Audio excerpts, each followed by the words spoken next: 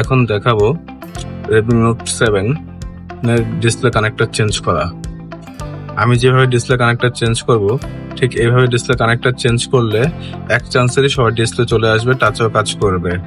এই ভিডিওটা দেওয়ার উদ্দেশ্য এটাই যে অনেকেই ডিসপ্লে কানেক্টর লাগাইতে গেলে একটার সাথে একটা ঝালাই লেগে যায়, একটার সাথে একটা সোল্ডার হয়ে যায়, সেই সোল্ডার সরে থেকে ডিসপ্লে কানেক্টরই নষ্ট হয়ে যায়। যার কারণে এই ভিডিওটা দেওয়া যে আমি যেভাবে এটা সোল্ডার করব, লাগাবো, এই করবো, ঠিক সেভাবেই দেখে যদি আপনারা চেষ্টা করেন, লাগান, তো এক চান্সে ডিসপ্লেটা চলে আসবে আর লাগবে, সোল্ডারও হয়ে যাবে। আর যতবারই ডিসপ্লে খুলেন লাগান কোনো সমস্যা হবে না, ডিসপ্লে প্রত্যেকবারই ডিসপ্লে আসবে, টাচও কাজ করবে। সো ভিডিওটা দেখতে থাকেন আর মনোযোগ দেখেন, আর ঠিক এইভাবে কাজ করবেন, কাজ 100% মতো হবে। ওকে।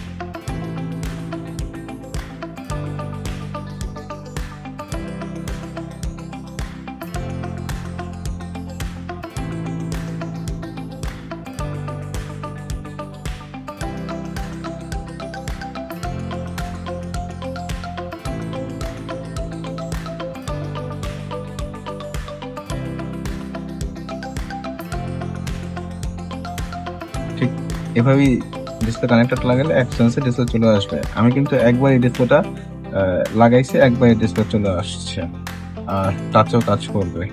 সো আপনারা চেষ্টা করবেন এভাবেই কাজটা করতে, তাহলে একবারে চলে আসবে, আপনাদেরকে আর প্যারা দিবে না। যতবার ডিসপ্লে লাগাবেন, খুলবেন, কোনো সমস্যা হবে না, ডিসপ্লে চলে আসবে। এভাবে লাগালে বেসটা অনেক শক্ত হয়, বেসটা অনেক শক্ত হয়। দেখুন আমি এই করলাম, তারপর ডিসপ্লে তো কোনো ধরনের ঝামেলা নেই, যে টাচের কাজ করতেছে, কোনো ধরনের সমস্যা হবে না। হ্যাঁ, এই যে টাচের কাজ, হ্যাঁ, টাচের কাজ করতেছে। ওকে।